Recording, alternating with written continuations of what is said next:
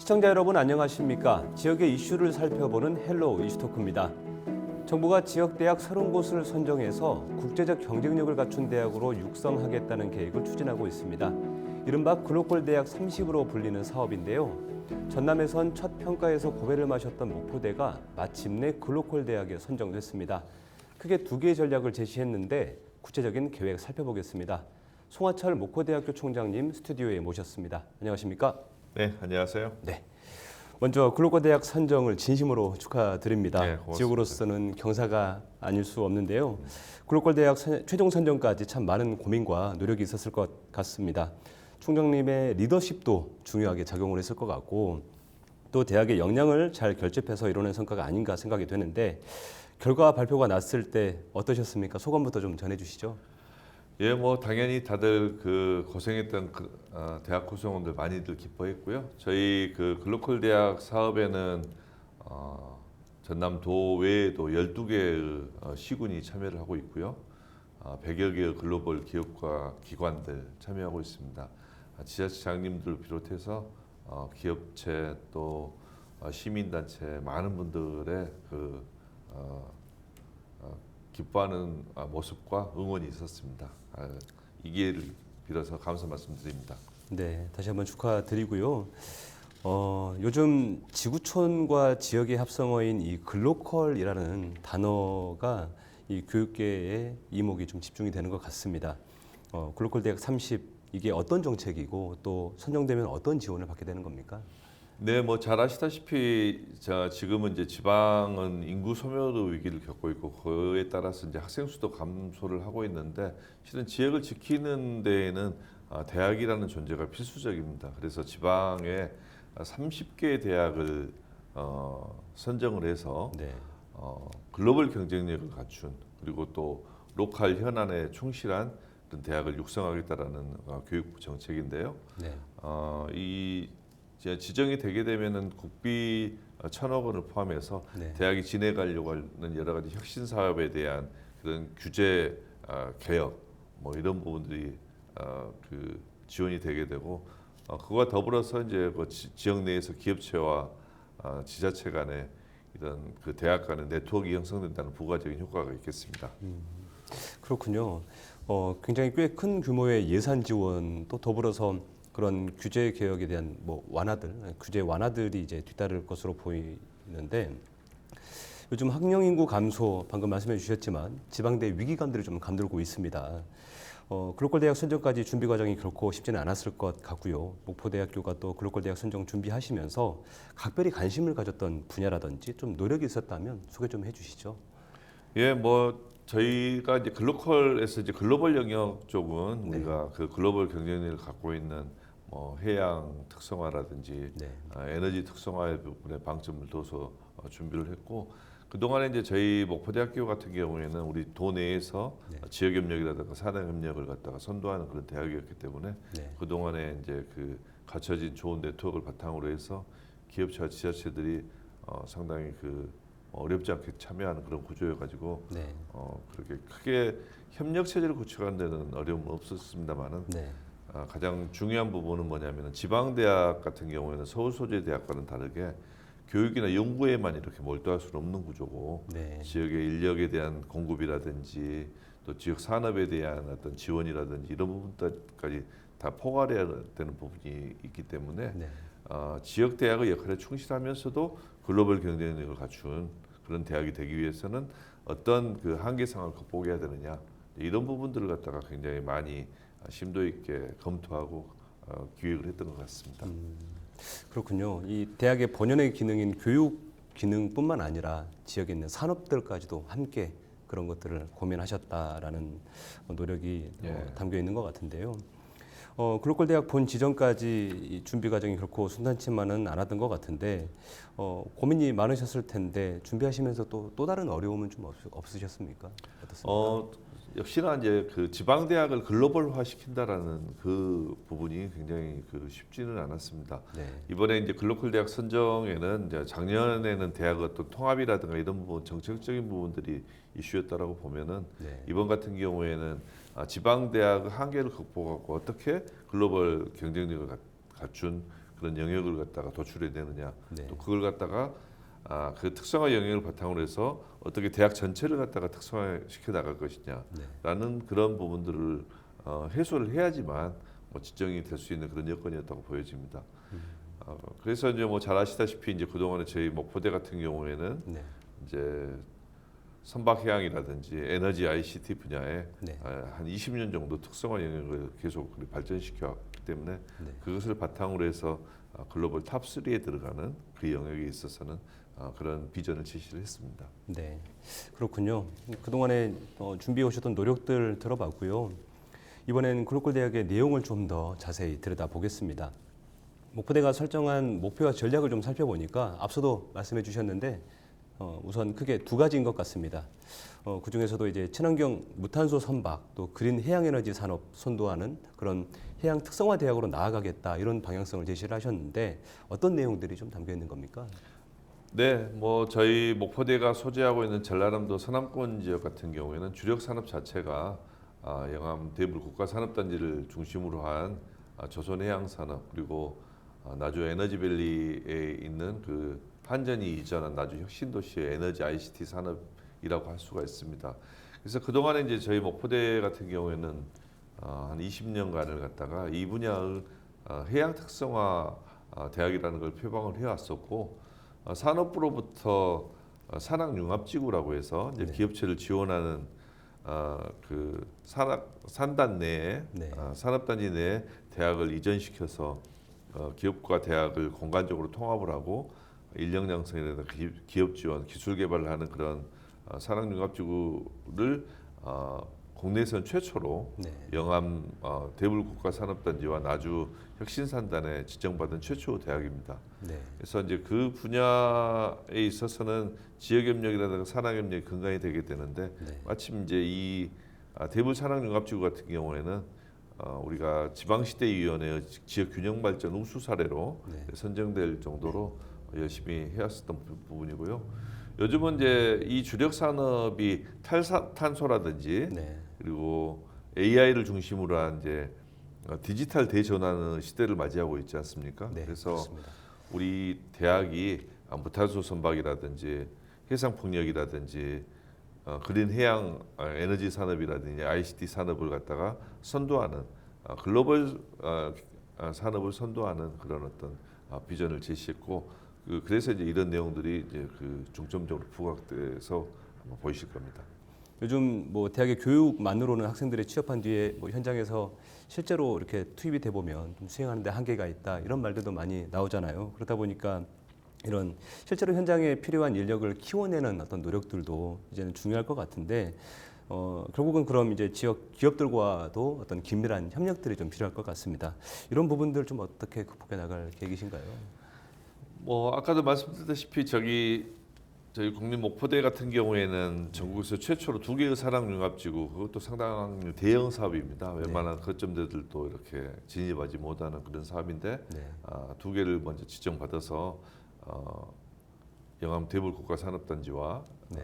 그다음에 에너지 밸리에 이렇게 산학융합지구를 운영을 하고 있는데 여기서 형성된 네트워크가 네. 기업체들 한 500개, 혁신기관들 한 50여 개, 그리고 글로벌 기업까지 포함을 하면은 뭐 한 5, 60개의 그런 어떤 글로벌 기관들, 기업체들이 이렇게 우리와 그 같이 보조를 맞추고 있어서 네. 그런 그 기업체와 지역과 협력 관계는 그렇게 어려운 그런 문제는 아니었다라고 생각을 하고요. 좀 그 말씀드리고 싶은 것은 저희들이 그 동안에 그 세계에서 그 유래를 찾아보기 어려운 그 세계적인 그 연구 기반, 교육 기반들을 계속 그 특화센터를 유치해가면서 그 조성을 해왔었습니다. 네. 그래서 예를 들면 LNG 실증센터라든지 해양 케이블 센터라든지 그다음에 첨단 용접 센터라든지 네. 이런 쪽에는 뭐 한국의 주력 제품들의 국산화는 물론이고 글로벌 인증기관이라든가 이런 부분들이 다 참여를 하고 있고 그래서 네. 이런 부분들이 우리가 어떤 글로컬 대학으로 진입을 해서 더 성장하는데 매우 중요한 역할을 할 거라 그렇게 생각을 하고 있습니다. 그렇군요. 네, 그런가 하면 학생 수 감소 때문에 학교의 규모도 점차 이제 축소가 되면서 이 대학의 통합이 화두가 된 것 같습니다. 앞서도 네. 잠깐 언급해 주셨지만 목포대가 지금 전남 도립대와의 통합을 지금 발표하셨고 준비하고 계시는데 현재 어디까지 논의가 지금 진행이 되고 있습니까? 전남 도립대 통합은 우리가 뭐 어떤 글로컬 사업에 진입을 하기 위해서 대학 통합이라는 것을 이행하기 위해서 이렇게 한 것은 아니고 네. 제가 그동안에 전남 도립대하고도 누리 사업이라든가 산학융합지구 사업에 이 참여대학으로 이렇게 참여를 시키면서 공공 영역에서 공공 교육기관이 지역 산업의 수요에 맞게끔 교육을 하고 인력을 공급하는 시스템이 굉장히 중요하다. 그래서 도립대 2년제 학위 과정을 유지하면서 네. 우리 목포대학교하고 통합을 해서 국립대 체제로 전환을 하는 것을 추진하고 있다라는 것을 말씀드릴 수 있겠는데요. 올 초부터 통합에 필요한 통합 추진위원회를 만들어 가지고 네. 큰 틀의 합의는 다 끝난 상태고 2026학년도 1학기 때 우리 신입생을 통합대학의 이름으로 모집할 수 있도록 준비를 하고 있습니다. 그래서 네. 내년 상반기 정도가 되면은 대학 통합이 마무리되지 않을까 생각을 하고 있습니다. 네, 지금까지 두 대학의 통합의 진행 상황 들어봤고요. 두 대학의 통합으로 또 얻을 수 있는 시너지가 분명하기 때문에 통합을 추진하셨을 거라고 생각이 됩니다. 어떤 시너지를 기대하십니까? 제일 우선적으로는 네. 두 대학의 통합을 함으로 인해서 우리 전남 지역의 주력 산업의 전문 인력을 양성할 수 있는 전주기 체계가 갖춰졌다. 네. 이렇게 말씀드릴 수 있겠습니다. 특정 산업을 떠나서 네. 뭐 조선 산업이든 해양 산업이든 에너지 산업이든 IT 산업, 뭐 철강, 뭐 석유화학 할 것 없이 네. 그 산업을 이끌어 나가는 전문 인력은 기능 인력과 기술 인력 그리고 연구 인력이 있게 마련인 건데 그 기능 인력의 공공력에서 중요한 역할을 담당하는 데가 우리 전남 도립대다. 네. 그래서 이 전남 도립대의 2년제 기능부터 그분들이 졸업하신 분들이 또 일을 하면서 4년제 또 석박사학위까지 연계할 수 있는 그런 구조가 완성됐다는 것은 굉장히 의미가 크고요. 네. 잘 아시다시피 지금은 우리 전남 주력 산업에 인력이 굉장히 부족한 상황입니다. 네. 그래서 기능 인력을 양성할 수 있는 2년제 기능이 살아 있어야지만 네. 그 외국인 그 우수한 외국인들을 갖다가 잘 이렇게 교육을 시켜가지고 지역에 정착시킬 수 있는 네. 그런 그 근거가 되는 그런 어떤 학위 체제가 된다라고 말씀드릴 수 있겠습니다. 최근에 이제 지자체장님들께서도 이제 보도 자료를 통해서 이번 글로컬 대학 선정에 대해서 모두 자기 일처럼 기뻐하셨어요. 네. 예, 많이들 환영을 해주셨는데 아무래도 지역 경장의 어떤 성장이라든지 지역 발전에 좀 긍정적인 영향을 기대하시기 때문에 아무래도 더 환영하지 않으셨나 생각이 네. 됩니다.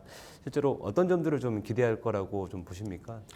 물론 이제 전라남도 같은 경우에는 가장 뭐 총괄적으로 지원 체계를 갖다가 수립해주는 역할을 했지만은 네. 저희들은 기초지자체들 12개의 기초지자체가 저희 글로컬 대학 사업에 참여를 하고 있는데 네. 하나하나 그 지자체들하고 전부 다 우리 대학과 같이 할 수 있는 그런 협력 사업을 협의를 했습니다. 네. 거의 한 40개 가까운 프로젝트가 발굴이 됐었고 저희들은 그 단순한 MOU에 그치지 않고 하나하나를 이행할 수 있도록 그렇게 최선의 노력을 다할 계획이고요. 네. 저희들이 특별히 신경을 쓰고 있는 것은 어떤 거냐면은 이제 각 지역 캠퍼스에 성인 학습자라든지 그 지역에 정주할 수 있는 인력에 대한 교육이라든가 창업 또 우리 교수님들의 랩을 갖다가 설치를 해서 그 특화 산업을 갖다가 지원해 줄 수 있는 체제를 만드는데 역점을 두겠다. 네. 그렇게 해서 저희들이 최소한 지역에 지역 캠퍼스에 글로벌 사이언스 파크 외에 200개 정도 기업 그리고 한 2조 정도의 그런 어떤 매출이 발생할 수 있는 그런 체제로 진입하겠다는 그런 말씀을 드리고요. 네. 그리고 그 주력 산업인 조선해양 산업 그리고 나주 혁신도시의 에너지 산업, IT 산업, 뭐 해상 풍력 이런 부분들 같은 경우에는 저희들이 예상컨대 3, 4년 후에는 지금 대비해서 한 7조 이상의 네. 매출이 발생을 하고 10,000명 이상의 그런 어떤 고용이 창출될 것으로 기대를 하고 있습니다. 네. 물론 뭐 대학이 어떤 특정 사업을 이렇게 추진을 하면서 그 모든 매출과 모든 인력 양성을 갖다가 다 담당하는 건 아니지만은 네. 이 기능이 없다라고 하면은 실제로 그런 미래 비전을 갖다 그림을 그릴 수가 없다라는 그런 측면에서는 우리 길로컬 대학의 이번 지정이 굉장히 중요한 그런 어떤 터닝 포인트가 되지 않는가 하는 생각을 하고 있습니다. 네, 그렇군요. 지역의 산업과 또 이렇게 연계되어 있는 학교의 계획들이 맞닿았을 때 많은 시너지를 기대할 수 있을 것 같습니다. 글로컬 대학 선정이 이제 됐고 실제로 또 글로컬 대학으로 도약하기 위해서는 이제 앞으로 헤쳐나가야 할 일들이 산적한 일들이 많이 있을 것 같은데요. 이제 첫걸음을 떼는 시작점입니다. 말 그대로 지방 대학이 국제 무대까지 뻗어나가기 위한 노력들을 하셔야 될 것 같은데 학교 측에서 이 글로컬 대학으로 정말로 진정성 있게 도약하기 위한 그런 중요하게 생각하는 부분이 있다면 어떤 게 있을까요? 네, 일단은 뭐 계획서에다가 저희들이 해야 될 내용들은 다 반영을 해둔 상태입니다. 네. 이때까지 목포대학교는 정부 재정 지원 사업 계획서를 냈을 때 항상 계획서대로 이행하는 네. 그런 그 굉장히 그 훌륭한 성과를 내는 대학으로 알려져 있었고 네. 저희들은 거기에 차질 없이 할 수 있도록 네. 그런 재정 확보라든지 네. 그다음에 세부 추진 계획을 작성해서 바로 스타트할 계획입니다. 네. 더불어서 그 지역과 산업의 수요를 담아낼 수 있는 네트워크를 지금 현재 있는 네트워크보다 훨씬 더 강화시켜서 면밀하게 이렇게 다 케어할 수 있는 그런 시스템, 글로벌 혁신 포럼을 중심으로 해서 혁신위원회라든가 추진단의 구성을 서둘 그런 계획입니다. 그리고 이제 마지막으로는 역시나 이제 대학 본연의 기능이 있기 때문에 네. 학생 지원을 강화시키는 그런 프로그램들을 갖다가 신속히 추진하겠다. 네. 뭐 현재도 우리 학생들의 그 캠퍼스에 대한 만족도는 굉장히 높은 수준이고 아마 그 지방대에서는 최고 수준이 아닐까 하는 생각이 드는데 네. 학생들의 이 MZ 세대 학생들의 니즈 자체가 도시형이고 또 거기에 맞는 우리 대학의 정책이 빨리빨리 들어가야겠다. 네. 그래서 거의 그 서울의 웬만한 대형 사립대보다도 훨씬 더 좋은 그런 어떤 복지, 뭐 학생들의 MZ 세대에 맞는 1, 2인실 기숙사에 대한 환경 조성이라든가 네. 그리고 호텔급 정도 되는 어떤 학생들의 레스토랑 네. 그리고 아주 편리한 그런 어떤 통학 시스템, 학생들의 취업이라든가 인격적인 성장에는 굉장히 경험이 많이 필요하다고 보기 때문에 네. 국내 유수한 기업체 견학은 물론이고 해외 연수를 대학 구성원들, 학생들 전원을 좀 보내는 프로젝트를 추진하려고 하고 있습니다. 네, 그렇군요. 네, 지금까지 이제 글로컬 대학 30에 대한 전반적인 이야기 나눠봤습니다. 그런데 이제 이 글로컬 대학의 30 일반 시청자분들께서 체감하시기에 어떤 도움이 지역에 되는지 아직은 좀 모르시는 분들이 많을 것 같아요. 좀 이 시간 빌어서 지역민들에게 전하고 싶으신 말씀이 있으시면 말씀해 주시죠. 네, 글로컬 30 그 대학 사업은 아까도 말씀드린 것 같이 대학의 글로벌 경쟁력도 중요하지만 로컬에 충실한 즉 지역을 성장시키고 산업을 성장시키는 그런 역할에 충실한 국립대의 책무성이 강조되는 사업입니다. 그래서 저희들이 확보하게 될 예산 전체 5천억 정도 중에서 글로컬 3천억, 그 외의 사업비 2천억 정도에서 5천억 중에서 2천억 정도는 로컬 지역의 발전에 쓸 계획입니다. 거기에는 산업 성장도 있고 창업도 있고 인력 양성을 해서 공급시키는 그런 역할도 있고 그럴 계획입니다. 그래서 대학이라는 기관이 실은 보면은 가장 많은 리소스를 또 전문 인력을 가지고 있는 지역 내 기관입니다. 지금까지는 뭐 지방 대학이 학생도 충분하고 그렇기 때문에 폐쇄적인 운영을 했다라고 하더라도 뭐 큰 문제가 없이 대학의 규모를 유지할 수 있었지만은 지역 소멸의 시대에 맞이를 해서 우리 목포대 같은 국립대학은 지역의 동반자로서 지역 성장을 견인하는 그런 국립대의 책무성이 강조되는 시기라고 볼 수 있겠습니다. 그래서 그 역할에 충실해 갈 수 있도록 열심히 노력하겠습니다. 앞으로도 그 목포대학교 많이 사랑해 주시고 응원해 주시기 바랍니다. 네, 오늘 말씀 여기까지 듣겠습니다. 고맙습니다. 고맙습니다. 네. 네. 지역과 함께 상생하는 대학, 이제는 헛고가 아닌 정말로 함께했을 때 지역과 대학이 공존할 수 있을 겁니다. 교육은 국가의 백년대계라는 말이 있죠. 글로컬 대학 선정을 계기로 지방대가 정말로 경쟁력을 높이고 지역 인재를 키워내는 요람으로 성장하기를 기대하면서 오늘 이슈토크는 여기서 마칩니다. 함께해 주신 여러분 고맙습니다.